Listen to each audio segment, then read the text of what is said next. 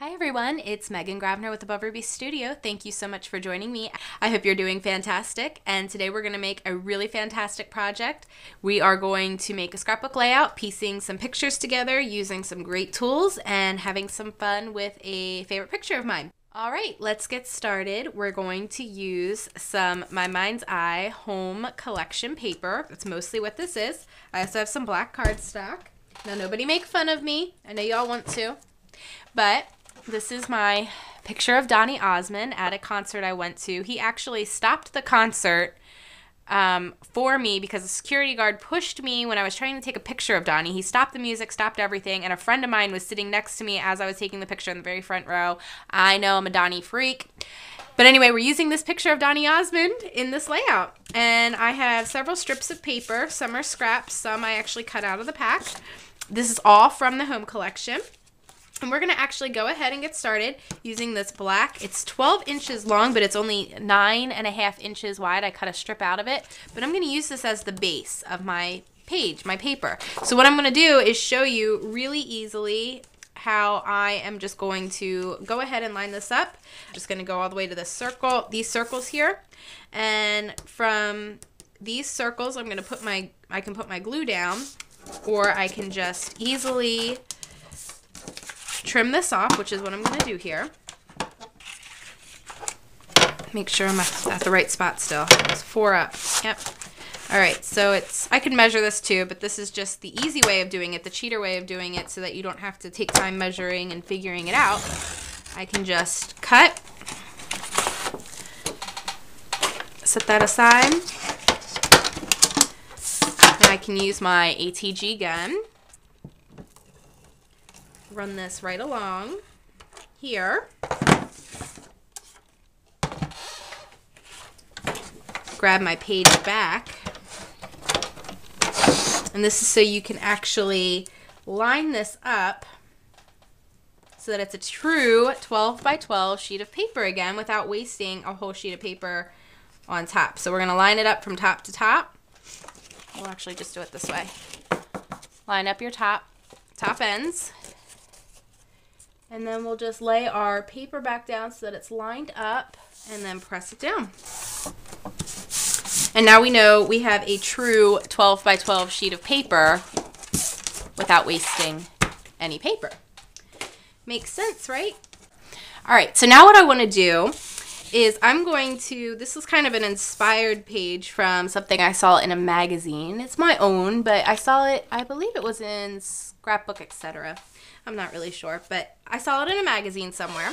And what I'm going to do is take my picture and kind of decide where I want it. You should take note to how big this picture is. From end to end, it's 7 inches. It should be a 5 by 7 photo, but just so you're aware, it's a 5 by 7 photo. So I'm going to want all my strips to be 7 inches long. So I'm just going to start by making 7-inch long strips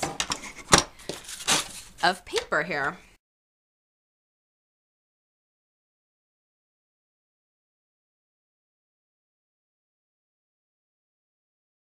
So I have a couple different strips here. Okay, so they're all 7 inches, all varying in different widths. And I'm just going to start by placing these down next to my photo here and just kind of seeing what colors I like with what patterns I like, and what I would like to see where. And then I'm going to cut down my paper so that it equals the 12 inches across by piecing it all together. All right? And I like that. So I'm going to go ahead and I'm just going to start cutting down some strips. And we just need to make sure that it equals, we already have 5 inches across for the photo. So we're going to need, let's do 1.5 inches for this one.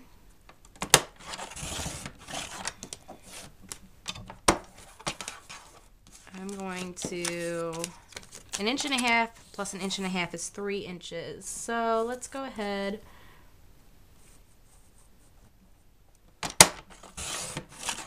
We'll make 3 inches on this side.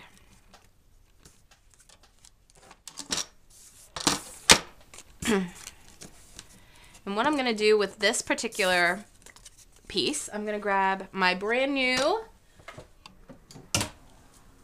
corner chomper. I'm going to use the 1/2 inch side. I'm very excited about this corner chomper. I'm just going to line it up and punch.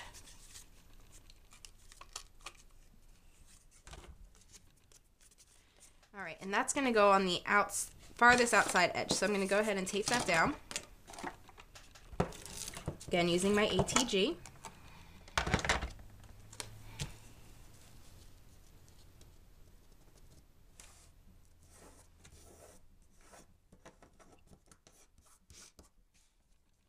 And I'm happy with the size of this one, so I'm going to tape this one down.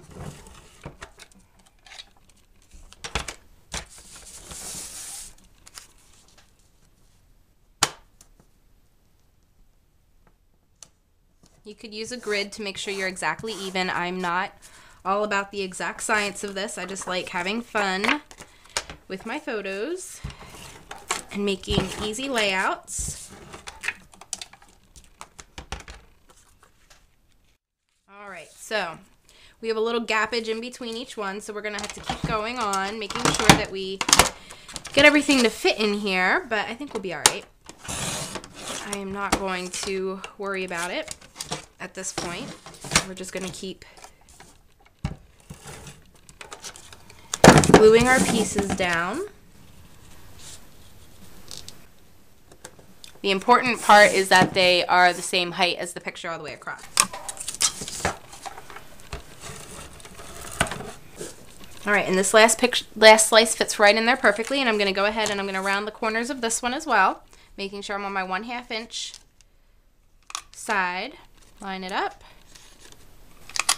Line it up. I'm very excited about this new toy, my new chomper.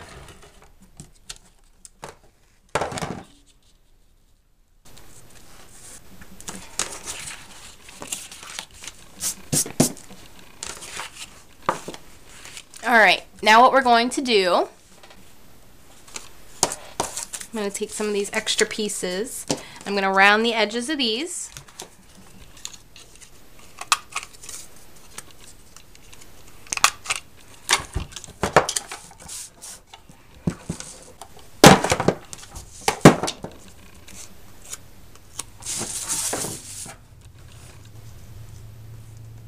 I'm going to just tie in some of my other little pieces of paper here. I'm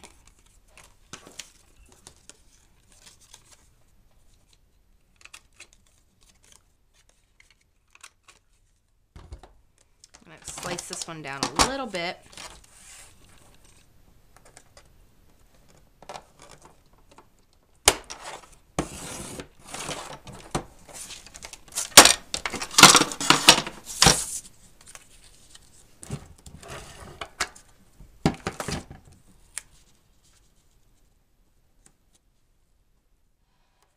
I have my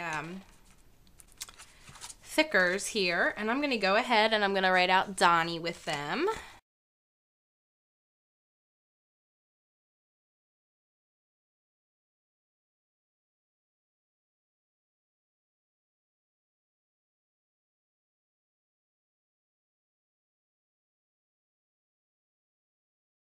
Now the last thing I'm going to do is actually write in my little journal right up here on the top of this page and fill in what I want it to say.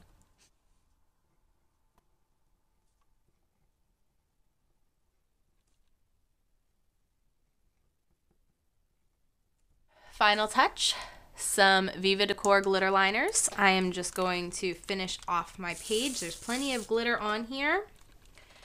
And I'm going to do little faux brackets.